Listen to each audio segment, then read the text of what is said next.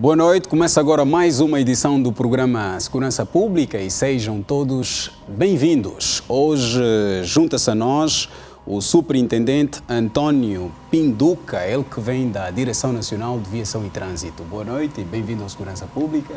Boa noite, mais uma vez obrigado pelo convite. Exatamente. E os nossos habituais convidados, o Dr. Pedro Maria, sociólogo. Boa noite e bem-vindo ao Segurança Pública mais uma vez. Boa noite, obrigado. Dr. Itiandro Sloven Simões, jurista. Boa noite e bem-vindo ao Segurança Pública. Olá, muito obrigado. Os condutores que violam as regras do Código de Estrada em nada contribuem para a redução dos acidentes de viação em Luanda, disse o porta-voz da Brigada Especial de Trânsito durante a mais uma operação de prevenção rodoviária. A Via Expresso foi para já local eleito para a referida operação. Veja.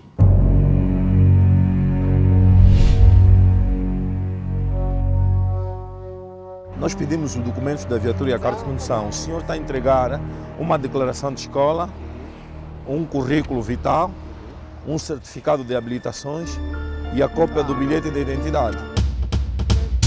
Os automobilistas devem cumprir as regras do Código de Estrada, cumprir a sinalização imposta na Via Expresso. Sabemos nós que a Via Expresso, a zona, neste período noturno, as zonas que não encontram-se iluminadas, devem andar com muito cuidado nessas zonas, porque o Código de Estrada diz que o condutor deve adaptar-se ao estado da via.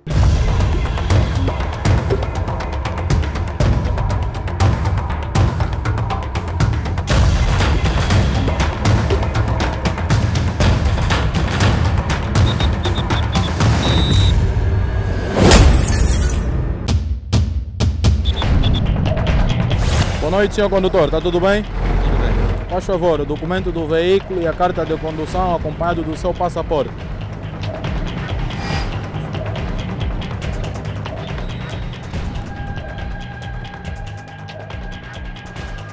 Faz favor. Boa continuação, ok, senhor?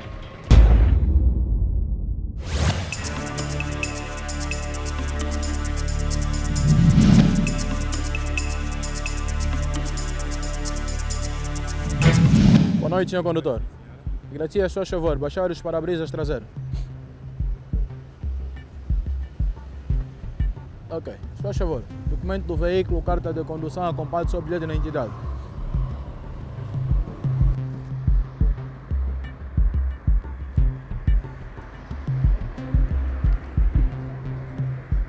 Senhor, tem no veículo do senhor os sinais de perigo e pré-sinalização? Tem sim. Gracias, faz favor, verificar. Pode fechar. Fechar. Pode fechar.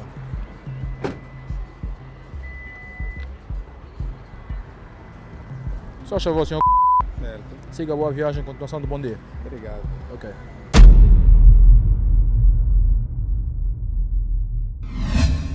Esta senhora não foi interceptada, mas estaciona o seu veículo na faixa de segurança criada pela polícia.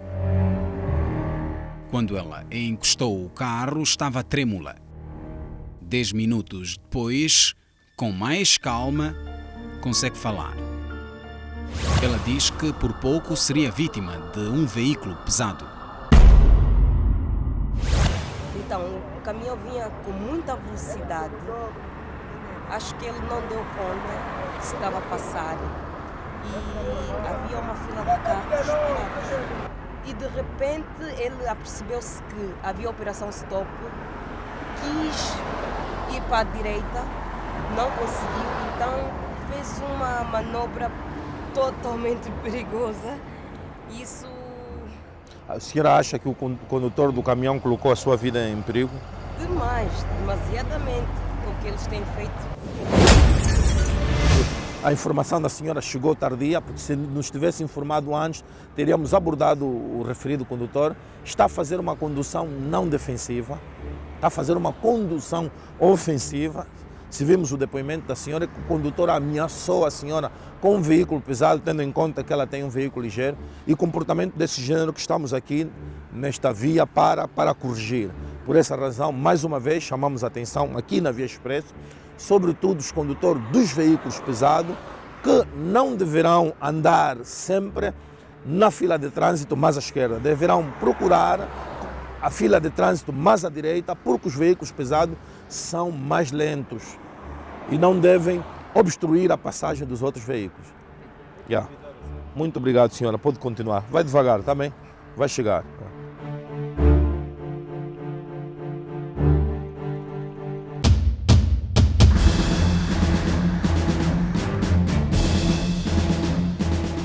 Este condutor circula em plena via expresso com a iluminação frontal do seu veículo incompleta.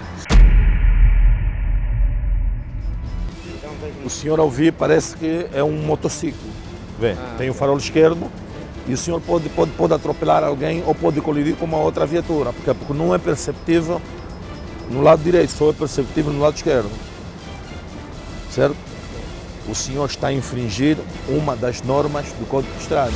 A lei recomenda que veículos nessa situação, a circularem num período noturno sem iluminação adequada, ele é aplicado uma multa. Veja isso. Este automobilista faz necessidades menores em plena via pública e no perímetro de segurança criado pela polícia. E mais, com o seu veículo, pisou os objetos de sinalização da polícia. Pode dar os documentos da viatura e a carta de condução, faz favor. Por favor.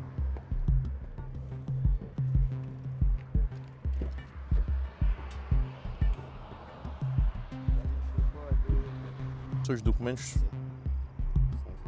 São os seus documentos? Pode verificar. Aqui diz declaração, escola secundária do segundo ciclo, 3032. Disse para não filmar, meu irmão. Senhora, desculpe, senhora. Senhora, nós pedimos os documentos da viatura e a carta de condução. O senhor está a entregar uma declaração de escola, um currículo vital, um certificado de habilitações e a cópia do bilhete de identidade. Não, desculpa. Não é. De um menor. Tá bem. Menor de idade, né? Sim, Tá bem, desculpa. nós estamos a pedir os documentos do senhor.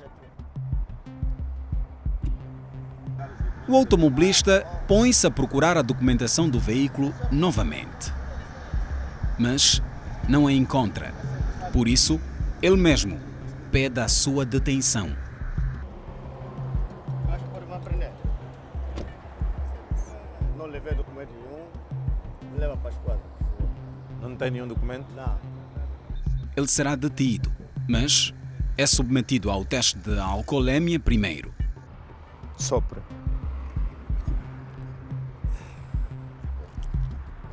Sopre. O senhor tem de soprar. Ah, é soprar? Sim, faz favor. O senhor tem que soprar. Ah, é para fora?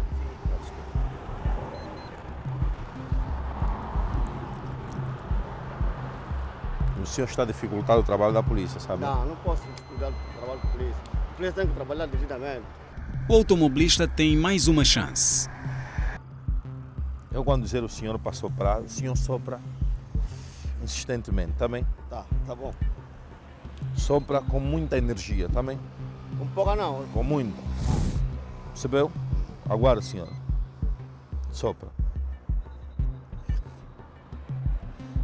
Soprei? Assim não dá. O polícia entende que o melhor é levá-lo mesmo à esquadra. Comportamento nesta natureza só poderão perigar de que maneira a vida dos outros utentes da via. Por essa razão, nós vamos fazer a detenção do senhor, vamos encaminhar ao destacamento e ali onde vamos tratar de outras situações administrativas. Faz favor, senhor, sobe. Sim, posso ir. Cenas que acontecem durante as operações de trânsito e voltamos ao estúdio para a análise que se impõe. Superintendente António Pinduca, o consumo de bebidas alcoólicas no trânsito continua a ser, ou melhor, continua a estar na base dos acidentes de viação em Luanda? É correto. Podemos dizer que dos altos números de acidentes que temos estado a verificar, em Luanda em particular, e em todo o país, o álcool tem o seu lugar. como estatística, por exemplo, dizer-lhe que neste primeiro semestre, os 7.665 acidentes, 1.126 ocorreram em Luanda. Luanda representa 25% dos mortos de todo o país, representa 15% dos feridos de que verificamos em todo o país. E nós, Polícia de Trânsito, conscientes desta realidade, temos estado a trabalhar e esta peça é um exemplo disso. Chamar apenas a atenção à questão dos vidros fumados lá atrás de frente, nota-se que aquilo foi colocado e nós já temos um regulamento que prevê estas práticas. E também aproveitamos chamar a atenção porque é uma prática que que está nos últimos tempos a agudizar-se. Pessoas põem vidros fumados, põem sirenes e flash. A polícia tem, sem poderem estar ou sem estar autorizados para o efeito, e a polícia está consciente desta situação. Exatamente. E vai trabalhar sobre essa questão. Ainda sobre o último caso, eu pergunto, qual é a multa que se aplica a um condutor que se faz a estrada embriagado? Pergunto isso porquê? Porque tem-se falado muito dos perigos da condução sob efeito de álcool, mas parece que alguns condutores resistem ao apelo. Não será que a multa aplicada é demasiada leve? Eu diria que não, porque a questão não está na multa ser pesada ou leve, né? Está mais... Qual é a multa que se aplica neste caso? Aqui ia depender do teor de álcool que apresentasse, não é? Pode desmistificar isto? Em função do teor que apresentasse, nós temos teores de álcool permitidos, que é de 0 a 0,6 grama de álcool por litro de sangue. Até ali é permitido. Acima de 0,6, abaixo de 0,8, estaremos perante uma infração grave. Acima de 0,8 e abaixo de 1,2, estaremos perante infrações muito graves. Igual ou superior a 1,2, estaremos perante o crime de embriaguez. E quais são as multas correspondentes? Olha, deixa-me dizer que, se a memória não me falha, nas infrações graves, dada a volta de 120 UCF a multa, isto multiplicado por 88, a multa deverá ali andar a rondar os 11, 12 mil, acrescido dos 10% previsto para os governos provinciais. Para as infrações muito graves, a multa andará à volta dos 240 UCF. Também 240 multiplicando por 88, que é a unidade de correção fiscal, também andaremos à volta de 21, 22 mil kwanzas de multa. Nos casos em que os teores de álcool sejam iguais ou superior a 1,2, todos aí estamos perante o crime e então são conduzidos a tribunal. Duas outras situações verificamos na peça, especialmente a questão do cidadão que, embriagado, não consegue superar o balão, não consegue encontrar os seus documentos. Não é? Ali um conjunto de situações que obrigam a polícia a fazer aquela detenção, que numa situação mais específica eventualmente não se faria, mas por questões de ordem pública, porque aquele indivíduo põe em causa, da forma como ele encontra-se embriagado, a sua e a segurança dos outros. Sim, a dele, e a polícia não tinha como deixá-lo, mesmo que eventualmente fizesse a apreensão do veículo e o mandasse embora, estaria a polícia a fugir a sua responsabilidade, que é a proteção daquele indivíduo e de todos os outros indivíduos que com ele convivam.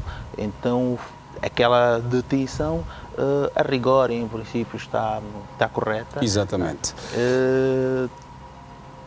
Outro aspecto que também chamou-nos a atenção ao longo desta peça tem a ver com o comportamento dos camionistas na via expressa. Sim. É uma situação recorrente, é uma situação que a própria Brigada Especial de Trânsito tem conhecimento, está superiormente orientada para prestar alguma atenção aos camionistas, e falamos com os condutores no sentido de respeitarem, sobretudo ali, a circulação, que deve ser feita o mais à direita possível pelos pesados, não havendo por parte do próprio cidadão este comportamento de livre vontade. Claro que a polícia acaba por estar no terreno, como vimos nesta peça, Exato. não só na via expressa, mas em todas as outras vias do país, para então, com o respaldo que a lei lhe dá, chamar então a responsabilidade quem tem direito. Exatamente. Doutor Itiandro, no caso do automobilista que nem sequer conseguia superar o alcoolímetro, na sua opinião, a detenção da parte da polícia foi legal? Bem, não houve tecnicamente uma detenção, foi levado para que até permitisse que, quando terminasse o estado de embriaguez, pudesse ser solto. Agora, há aqui 3 problemas, penso, no âmbito da situação que estamos a abordar. Primeiro é o excesso de oferta de bebidas alcoólicas aos motoristas, aos automobilistas, que se pode comprar, inclusive, na via pública e em outros locais. Segundo lugar, é alguma deficiência ainda nos procedimentos de fiscalização e, em terceiro lugar, deficiências no quadro legal. Para isto, para podermos melhorar este quadro, há, se calhar, 5 propostas de solução a apresentar. Em primeiro lugar, seria a proibição da venda de bebidas alcoólicas em determinados locais, como, por exemplo, não se permitir a venda de bebidas alcoólicas nos postos de abastecimento de combustível situados nas estradas nacionais ou nas vias expressas. Em segundo lugar, uma proibição de venda de bebidas alcoólicas em função de determinados horários. A fiscalização ao longo das vias por todo o país, isto é, tem que haver a compra dos alcoolímetros e distribuição pelos vários entes da polícia para que possam, por todo o país, fazer este trabalho. Em segundo lugar, passar-se, em relação ao procedimento de fiscalização, também no terreno, a fazer-se não só o teste de despistagem, mas também o teste para determinar a quantidade exata de álcool que se tenha a mais. É necessário ainda que, do ponto de vista pelo menos legal, se possa intervir no sentido de, por um lado, agravar os crimes que as pessoas cometam de modo negligente por estarem sob influência de bebidas alcoólicas. Exatamente. Deviam ser agravados. Por outro lado ainda, seria importante que o regime transgressional e criminal do Código de Estrada quanto à embriaguez fosse melhorado, tanto no sentido de reduzir a taxa de alcoolemia, que atualmente é de 0,6, para pelo menos 0,3 para os casos de condutores profissionais ou condutores com menos de 3 anos de experiência ou condutores com menos de 21 anos de idade, deveriam ter uma taxa de alcoolemia muito mais reduzida em relação aos restantes motoristas. Por outro lado ainda, deveria resolver-se aqui uma situação de dificuldade que existe na aplicação do crime de condução em estado de embriaguez, no sentido de determinar claramente no Código de Estrada qual é a pena aplicável. Para além da pena, deve ser aplicada uma multa, face aos danos que temos verificado que a condução em estado de embriaguez tem provocado para a sociedade. Doutor Pedro Maria, qual é o seu comentário em relação ao que vimos? Bem, eu penso que é necessário que se reforce a questão da educação. Nós temos hoje cidadãos que têm estado a pautar no seu dia a dia por comportamentos contrários aos valores que seriam ideais para uma sociedade sadia. E a condução sob o efeito de álcool é um comportamento recorrente que deverá exigir já, penso eu, que medidas, também isso foi dito, já medidas mais duras, coercivas, sim. A presença constante da polícia na via expresso, que as operações não fossem esporádicas, não é? Houvesse operações com alguma regularidade até que o fenómeno atenuasse. Exatamente. Por outro lado, eu falava da educação. A educação é sempre um caminho muito importante para moldar comportamentos. E a educação consegue sua eficácia se primeiramente ela começar no seio familiar. Exato. É preciso começarmos a educar as crianças que vão ser os futuros automobilistas. Há mesmo ainda muitos automobilistas que conduzem sob efeito de álcool e porque paira na mente de muitas pessoas a cultura também da impunidade, não é? Sim, sim, sim. E em alguns casos há até automobilistas que danificam bens públicos, Sim. nem sempre são responsabilizados. Exato. E fica por isso mesmo, destruiu uma torre de iluminação pública, enfim, causou um outro dano qualquer ao poste que está lá colocado por causa dos semáforos. Depois é o Estado que vai repor de novo quando o indivíduo que até o danificou esteve a fazer uma condução irresponsável sob efeito de álcool. Exato. Há aqui que se reforçar as medidas, porque senão fica a ideia de que tudo é permissível e nada nos vai acontecer. E não é isso. E não é isso. De facto, vou agradecer o superintendente António Pinduca. Muito obrigado e contamos consigo em próximas oportunidades. Obrigado, nós estamos sempre na disponibilidade de convosco trabalhar. Depois de ser condenado 4 anos de prisão efetiva em março do ano em curso, o sócio do jornal Continente volta a sentir o peso da lei. Desta vez, Henriques Miguel Riquinho foi condenado a 1 ano de prisão suspensa por calúnia e difamação. Veja.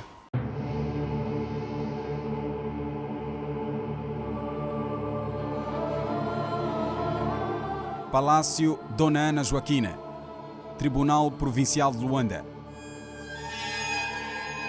Réu Henriques Miguel Riquinho, acusado dos crimes de calúnia e difamação que veicularam no semanário Continente em 2012. Um meio de comunicação no qual o réu diz ser sócio maioritário na altura, segundo o tribunal.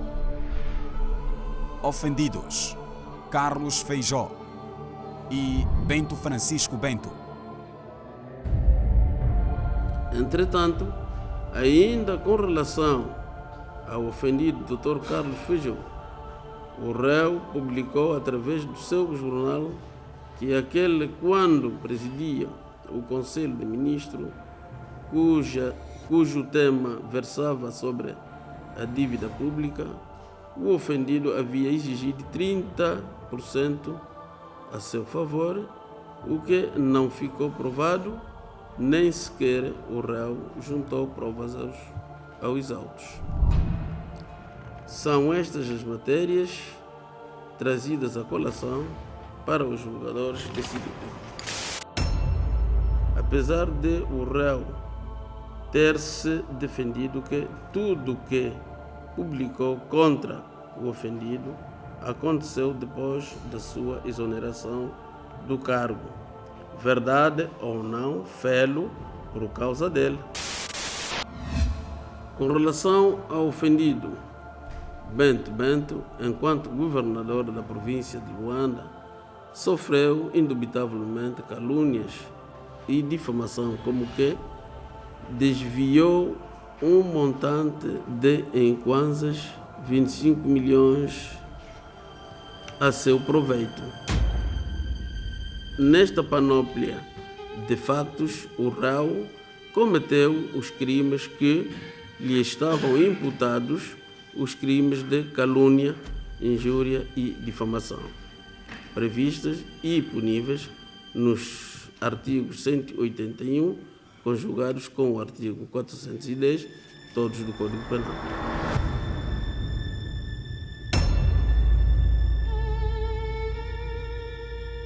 Sentença.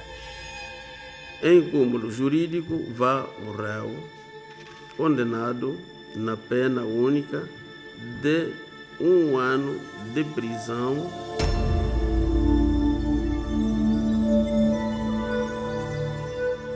Pois é, 1 ano de prisão convertido em 200 kwanzas por dia.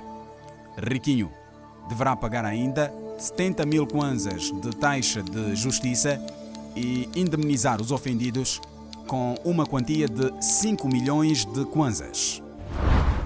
O também empresário e promotor de eventos está neste momento a cumprir uma pena de 4 anos por crime de abuso de confiança, ditada pelo Tribunal Provincial de Luanda em março do ano em curso. Junta-se agora a nós o subinspetor Adilson Santos, ele que vem do Comando-Geral da Polícia Nacional. Boa noite e bem-vindo ao Segurança Pública. Boa noite, obrigado. Exato. Para a matéria que acabou de ver, vou perguntar ao Dr. Itiandro Sloven Simões qual é a análise jurídico-legal que se faz em relação a este caso. Nós estamos no âmbito do domínio dos crimes contra a honra das pessoas, que têm consagração legal nos artigos 407, 408, 409 do Código Penal. Temos que perceber aqui que foi falado pelo magistrado que estão em causa crimes de injúria, de calúnia e difamação que poderão trazer alguma confusão de entendimento sobre o que é uma figura que é outra.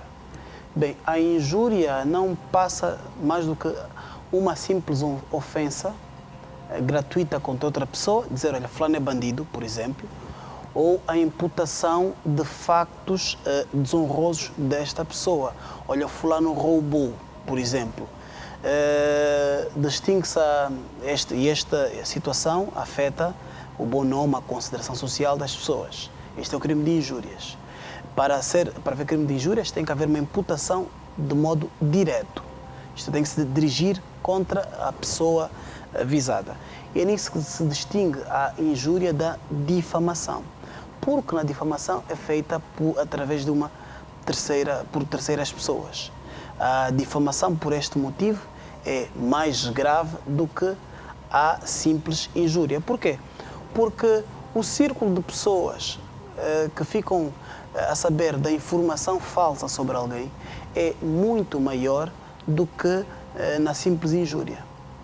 Se a pessoa não provar a verdade, isto é, se a pessoa de modo consciente imputar factos falsos contra outra pessoa, esta difamação passa a calúnia.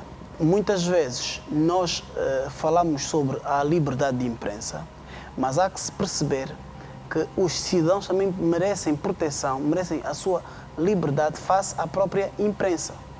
Isto é, não é pelo facto de se utilizar um órgão de comunicação social, público ou privado, que torna menos grave as imputações que se façam a outras pessoas. Aliás, pelo contrário, se eu falar mal do Xinave só neste círculo mais restrito, só saberemos o Xinave, eu e quem estiver a ouvir. Exato. Agora, se eu falar mal do Xinave pelas redes sociais, por exemplo, pelo jornal, pela rádio, pela televisão, já há uma abrangência. Há uma abrangência muito maior. Exato. E ainda que o Xinave amanhã prove que foi mentira, o desmentido nunca tem a força da primeira notícia. Quer dizer, a primeira notícia é capa do jornal, o desmentido é nota do rodapé.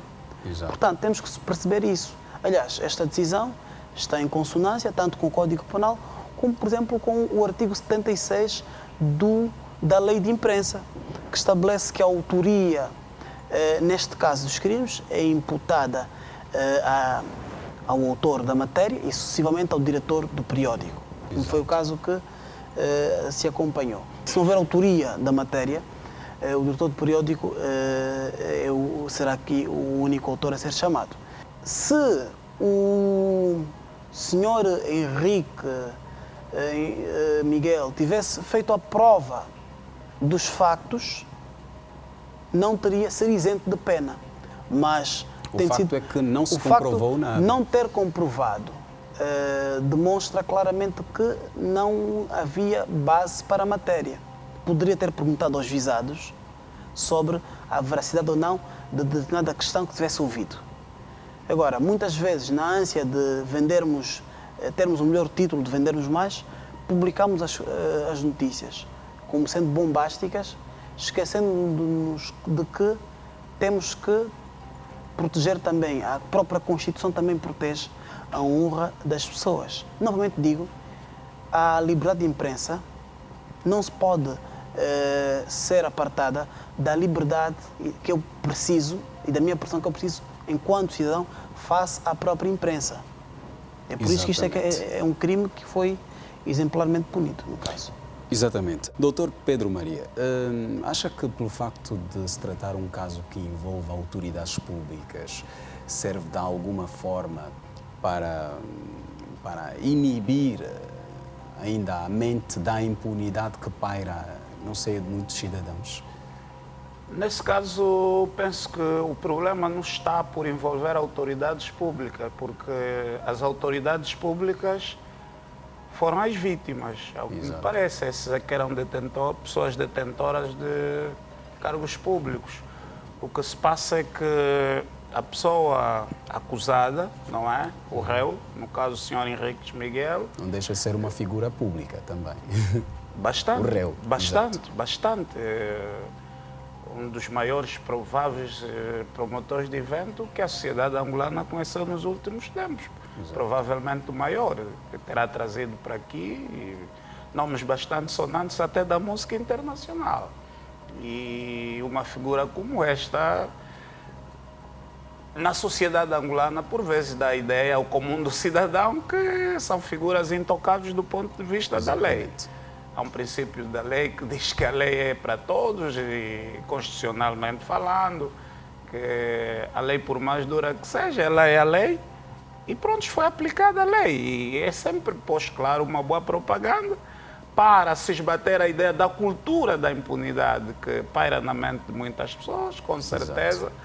E é também sempre uma boa propaganda de que é melhor que a justiça seja feita pelos órgãos competentes, porque à medida que o país vai avançando, é bom que tenhamos a cultura de consultar as pessoas que se formam nessa área específica do direito, para sempre pedirmos conselhos, opiniões, para evitarmos determinados erros que muitos cidadãos têm estado a cometer.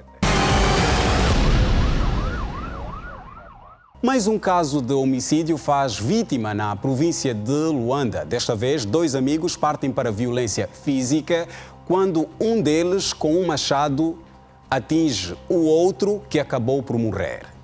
Disse a esposa do falecido ao Segurança Pública. Esta é, de resto, uma matéria que você vê agora.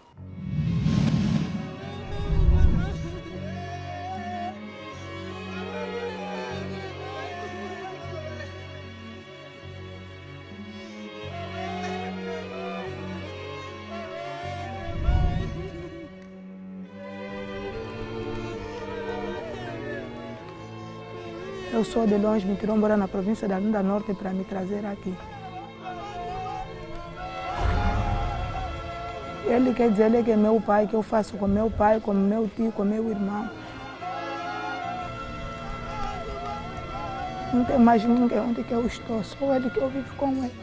Não tem mesmo ninguém que eu possa dizer, minha mãe morreu, me deixou na mão dele. Estou mesmo assim, abandonado, não tenho quem me conta.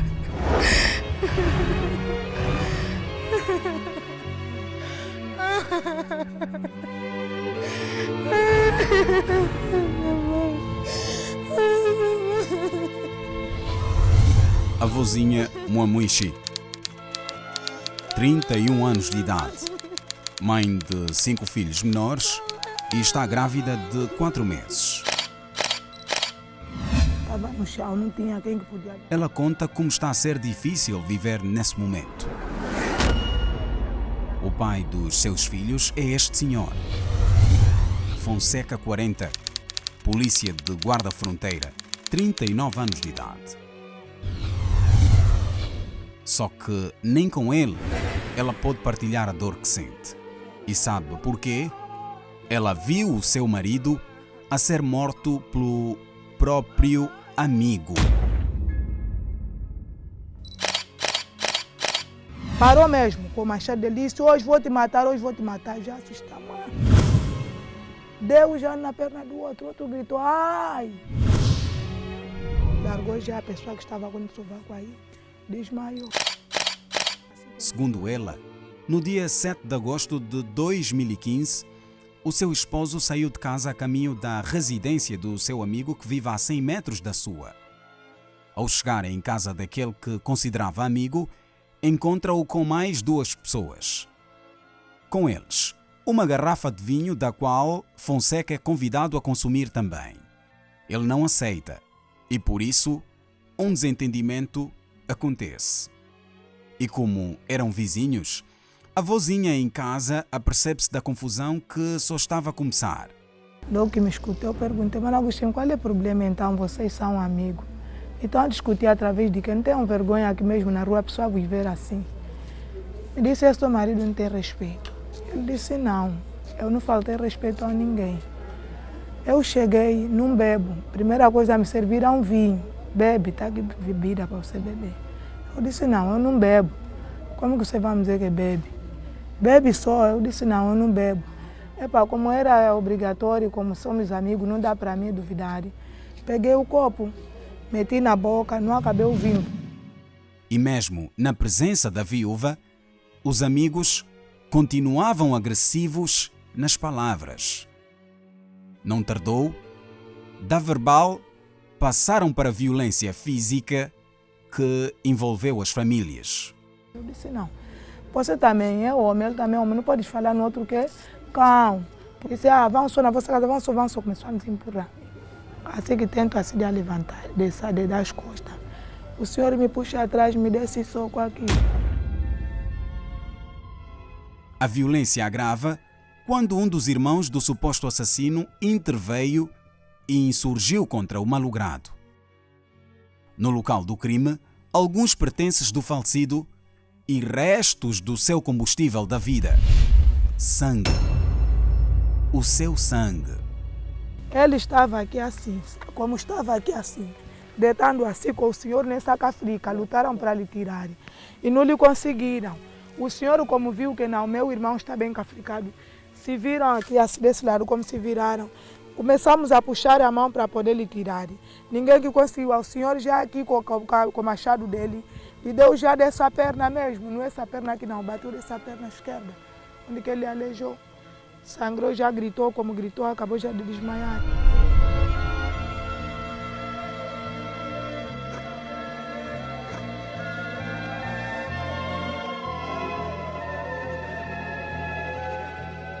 Ainda segundo a viúva, o malogrado chegou a ser atendido num hospital público, mas sem sucesso. No mesmo dia, Fonseca 40 acabou por morrer. E porque o crime não compensa mesmo, o suposto autor já está detido. O irmão dele é que soltaram.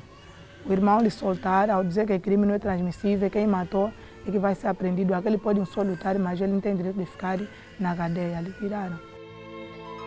No bairro, os vizinhos não se querem pronunciar sobre o assunto, mas nota-se que estão todos chocados com o incidente. Este jovem não é morador do bairro, mas esteve presente no dia da confusão. É pedreiro e diz sentir-se revoltado com a situação. Nós falamos assim, isto é crime que você fez, ele disse que vou lá assumir, sou polícia. Até tinha que gravatar o outro meu colega, nós falamos, se você lhe gravatar mais, vai se ver conosco. Tentou ameaçar de novo, ele falou que vai lá assumir. Agora, até a malta está aqui muito triste, não sabemos se ele fez isso por quê. Agora, quem vai cuidar dos 5 filhos que se tornaram órfãos de pai? Veja só, definitivamente, o crime só gera desgraças e, por isso, não compensa. Subinspetor Adilson Santos, como é que a polícia está a tratar mais este caso? A única certeza que se tem neste caso é que é um resultado de morte. Há que, durante a investigação, produzir provas necessárias para chegarmos à conclusão que há um nexo de casualidade entre a conduta do suspeito para que houvesse o resultado de morte. E isto só vai se conseguir com o decorrer da investigação. E mais outro facto que podemos analisar na peça é que houve um conjunto de ofensas corporais mútuas, não só entre o suspeito e a vítima, mas entre os outros membros da família do suspeito e também da vítima.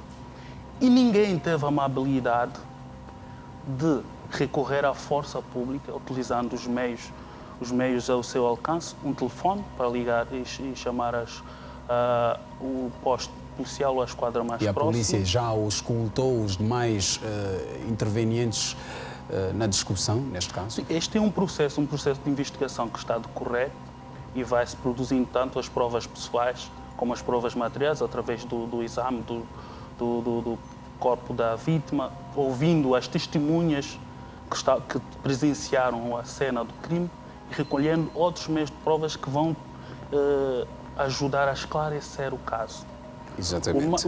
E outra questão que deve também trazer à tona é que há uma suposição de existência de legítima defesa, onde o suspeito viu a vítima agredir de forma violenta, digamos, o seu irmão e utilizou um meio que teve ao seu alcance, mas não podemos dizer que foi apropriado, e fez cessar esta violência, mas, como vimos, foi um meio muito excessivo que ele usou para fazer cessar a violência. Concluindo, há um processo de investigação que está a decorrer e só depois do processo de investigação decorrer e recolhida todas as provas é que vai-se chegar a uma conclusão se houve, sim, um homicídio, digamos, se houve a intenção do suspeito matar a vítima ou se houve estamos em presença de um caso de ofensas corporais com resultado de morte ou mesmo em caso de legítima defesa que vai excluir a ilicitude da ação do suspeito. Exatamente. Doutor Etiandro Slovan Simões, se houve ou não intenção do suposto autor em matar, estamos em presença de um caso criminoso, pois não? O problema é saber que crime é que foi praticado. Exatamente. De facto, a pedra de toque neste caso é a intencionalidade ou não do resultado de morte. As pessoas perguntam-se em casa, haverá homicídio ou não? Bem, para haver homicídio, seria necessário que a agressão tivesse sido feita com a intenção de matar. E neste caso, seria um crime punido com uma pena de 16 a 20 anos de prisão. Entretanto, temos aqui uma espécie de misto de dolo e de negligência. Temos um dolo em relação ao resultado antecedente, que é a agressão, foi feita com dolo, com intenção, e temos uma negligência em relação ao resultado consequente, que é a morte do indivíduo.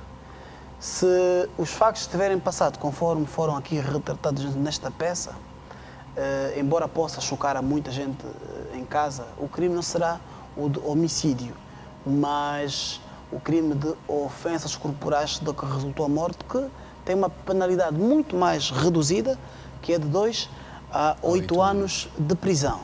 Aliás, sendo 12 a 8 anos de prisão, pessoas deverão compreender que esta é a diferença entre os dois crimes. Não houve intenção de matar. Havia uma luta. De facto, já há a circunstância que tem que ser apurada de poder ter havido aqui uma tentativa de excesso, ter havido um excesso de legítima defesa, mas havia uma luta, houve agressões mútuas e durante as agressões, no estado colérico, alguém deu uma machadada na perna de outra pessoa. Se tivesse a intenção de matar, a machadada teria sido desferida de modo mais certeiro, no tórax, na cabeça, no abdômen, por exemplo, em que o resultado de morte é muito mais rápido. Isto teria morrido mesmo ali no momento, não teria ido ao hospital, ter sido socorrido. Portanto, parece-me que o enquadramento será este, considerar que é um crime preterintencional. O malogrado deixa 5 filhos, uma viúva, todos, por sinal, dependiam dele enquanto vivo. Já agora pergunto, de quem será a responsabilidade doravante? Bem, aqui a questão, mais do que penal, é civil. É a indemnização que se deve assegurar a estas pessoas. O artigo 495 do Código Civil estabelece que, em caso de ocorrência do dano-morte, o lesante, a pessoa que provocou a morte, é obrigada a indemnizar a mulher, os descendentes, os filhos da vítima. No caso, o que geralmente se recomenda é uma pensão ou vitalícia ou perpétua a estas pessoas, ou pelo menos até que possam ter meios de subsistirem por si só. Isto é, por exemplo, em relação aos menores, até terminar a sua minoridade. Isto é, a pessoa é obrigada a pagar uma renda, um valor pecuniário para as pessoas. Isto é de lei, está previsto pelo artigo 495 do Código Civil. Bem, a circunstância de ser agente da polícia... Polícia de guarda-fronteira. Se eles tivessem missão, serviço, ele estivesse no exercício das suas funções, sendo ele o autor dessas agressões, a responsabilidade objetiva pelo pagamento não seria dele, mas seria do Estado. No caso do Comando-Geral da Polícia Nacional, no qual ele está inserido. Mas ele não estava naquele momento, segundo parece, não estava naquele momento no exercício das suas funções. Exato. Estava como um cidadão normal. Pelo que apenas a ele e os seus bens, os seus familiares, terão essa responsabilidade de indemnizar esta família. Exatamente. Doutor Pedro Maria, eu vou perguntar porque cenas de crimes são muito abordadas aqui no programa Segurança Pública e por isso pergunto-lhe, é possível terminar ou pelo menos diminuir com esta tendência de violência que se vai impondo nos últimos tempos? Claro que sim, é possível. Como? Algumas pessoas poderão dizer que é uma resposta muito otimista, se calhar pela situação que vivemos. E, de facto, tem estado a ser aqui narrados muitos factos de violência nas periferias da cidade de Luanda, e que deixa um sinal claro de que algo vai mal, do ponto de vista dos valores, temos estado aqui a defender, do ponto de vista da educação, do ponto de vista da convivência entre as pessoas, do ponto de vista do respeito pela vida, pelo outro, enfim, que deve ser encarado na mesma dimensão que nós, o outro é diferente, com a sua especificidade, mas é um ser humano como nós. Fica mesmo o repto para que equipes multidisciplinares fossem ao terreno, estudassem e nos trouxessem dados concretos para que depois, então, se pudesse fazer uma intervenção que precisamos com urgência para acabarmos, ou como disse bem na sua pergunta, para atenuarmos pelo menos esses fenómenos que começam por ser um problema social preocupante.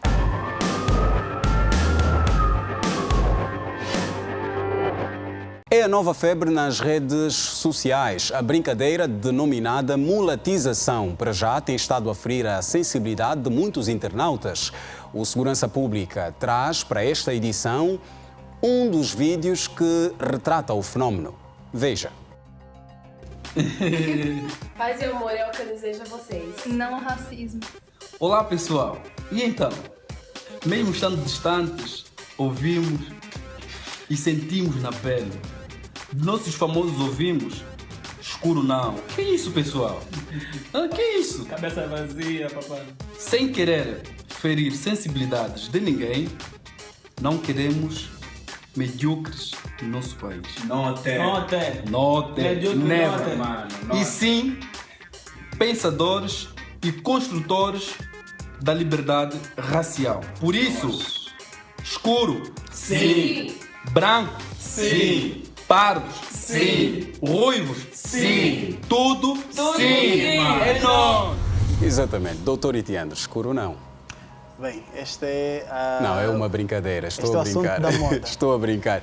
Já agora, não é normal que as pessoas se manifestem como querem? Bem, é normal e de facto o que se passa aqui, primeiro ponto que temos que salientar, as pessoas que ocupam figuras, lugares governativos, os cantores, os artistas, os escritores, os apresentadores de televisão, têm vida privada também como os outros. Também merecem têm a sua liberdade de expressão. Mas, tal como tenho direito à sua opinião, eu tenho o direito de manifestar a minha opinião contrária à sua. E um famoso tem que compreender que a questão aqui muitas vezes não é só das razões, mas é mais das percepções. Porque a reação das outras pessoas face ao que eu disser será diversas vezes muito diferente da reação que teriam se fosse qualquer cidadão anónimo a ter o mesmo comportamento, tudo a mesma frase. Exato. Por outro lado ainda, embora tenhamos lado na brincadeira, este escuro não, foi assim que começou, escuro não, de facto a frase na sua essência é rássica, é de discriminação, quer dizer, escuro não significa de facto uma segregação face a uma raça que tem tido ao longo dos séculos injustiças sociais historicamente comprovadas, pelo que há que ter alguma responsabilidade social nesta matéria. Em todo caso, também é importante que as pessoas tenham alguma contenção de verbo na reação, porque verifica-se que, de facto, parece que a questão rássica, que já estava bem ultrapassada, não terá sido assim bem resolvida entre nós. As declarações feitas pelas pessoas famosas foram más. A brincadeira correu mal, de facto. Uma brincadeira de mau gosto. Uma brincadeira de mau gosto. Foi uma brincadeira, mas é tal coisa. É por isso que uma figura pública tem que ter uma assessoria de imagem. Tem que pensar 2, 3, 4, 5 vezes antes de se pronunciar publicamente, porque isso depois abre-se a caixa de Pandora e torna-se imparável, como foi o caso. Mas a reação também tem que ser contida, as pessoas também têm responsabilidades sociais, os opinion makers têm também ter cuidado sobre a forma como reagem às brincadeiras para evitar incendiar os ódios dos cidadãos. Exatamente. Doutor Pedro de Castro Maria, mais do que uma brincadeira, parece que o assunto é sério. Bastante sério. Meu caro Chinave, penso que o doutor Tiandro terá apontado aqui alguns subsídios importantes para a nossa reflexão. Pelas reações que eu leio nas redes sociais, falta ainda da parte de muitos dos nossos cidadãos a cultura da aceitação da diferença, a cultura até da aceitação da opinião diferente também, da forma diferente de se afirmar em sociedade. Agora, mas, o processo doutor, de construção... Não é só uma brincadeira, isso? Bem, a brincadeira pode ser entendida por brincadeira, se calhar por quem a proporcionou. Exato. Mas o comum dos cidadãos, pelas reações, pelo menos, nas conversas de táxi, de rua, esse assunto é assunto do momento. Veja, por que esse assunto se tornou assunto do momento? Porque exatamente não está a ser mais entendido como uma simples brincadeira. Exato. Está a ser entendido como um assunto muito sério, que está de facto, como chamou na peça a ferir, muitas sensibilidades ao nível do país. Veja que os angolanos, a peça retratada é dos nossos compatriotas radicados no Brasil, até programaram uma peça, porque estão também num país muito sensível a essas questões. Agora é preciso dizer que a ciência hoje prova que raça como tal, do ponto de vista genético, como se propôs inicialmente, não existe. Agora, como construção social, a partir da cor da pele, da pigmentação diferente da cor da pele, sempre existiu.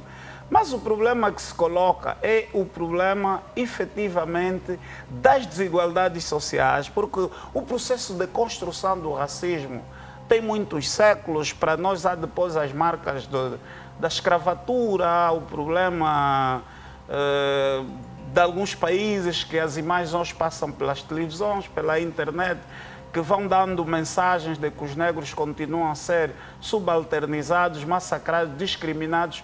Daí as reações inflamadas de muitos nossos concidadãos que estamos a assistir. Agora, é preciso que o país pare e pense, bem, se isso surgiu assim, um dia será se calhar o problema étnico, porque também estamos num país pluriétnico.